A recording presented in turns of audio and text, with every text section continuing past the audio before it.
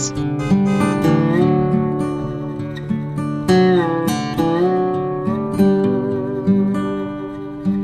Cap-Saint-Ignace is a charming town in the Chaudière-Appalaches region of Quebec.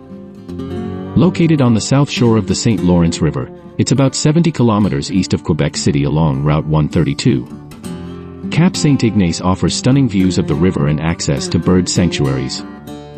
The town's motto, "Mais le cap sur la veillance," means, vigilance is your bearing, and the locals are proudly known as les veillants. The town's symbols are the native blue flax, used for clothing and medicine, and the eastern bluebird, known for its beautiful song. Here are some must-see attractions. The Vince Latte windmill, built in 1690, is a historic landmark. Petit Cap and the ancient government pier are scenic spots perfect for a stroll. The fall migration of snow geese, a truly spectacular sight. For cyclists, the West Pioneer Road offers scenic routes to explore.